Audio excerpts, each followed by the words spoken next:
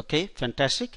இப்போ நம்ம என்ன பார்க்க போறோம் அப்படின்னா, ஒரு பவர் பாயிண்ட் பிரசன்டேஷன் ஃபைல் எப்படி கிரியேட் பண்றது.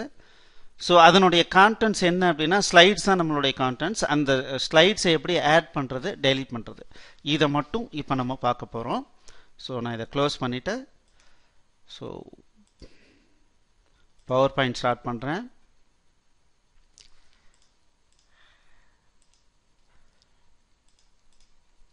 ஓகே, இப்போ பாருங்க presentation.pptன்னு இருக்கு. ஸோ இதை வந்து நான் டெலீட் பண்ணிடுறேன். ஃப்ரெஷ்ஷாக ஸ்டார்ட் பண்ணுவோம்.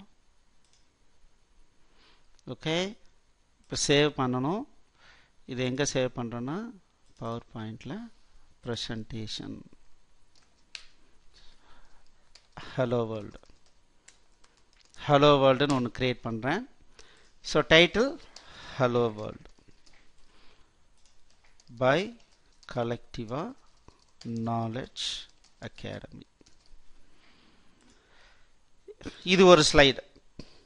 இப்போ இன்னொன்று ஆட் பண்றேன், about PowerPoint, new slides, delete slides.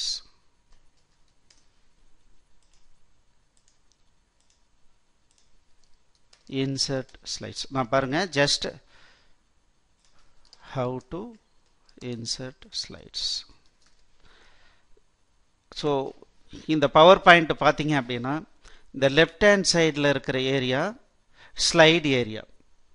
So இப்போ பார்த்தீங்கன்னா இது அவுட்லைன் வியூவில் இருக்கு. ஸோ இது பார்த்தீங்கன்னா ஜஸ்ட் நம்ம இதனுடைய தம்ப்நெயில் வியூ இருக்கு. ஸோ நம்ம இதை கிளிக் பண்ணிக்கலாம். ஸோ இந்த தம்ப்நெயில் வியூவில் நான் ஏதாவது ஒரு இடத்துல கிளிக் பண்ணேன்னா, இங்கே பாருங்க, இங்கே ஒரு கர்சர் பிளிங்க் ஆகுது. இப்போ ரைட் கிளிக் அடிச்சு நியூ ஸ்லைடுன்னு கொடுத்தேன் அப்படின்னா எனக்கு நியூவாக ஸ்லைடு ஆட் ஆகும்.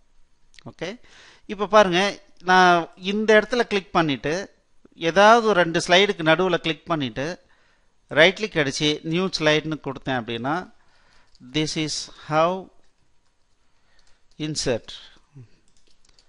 This is how to insert slide.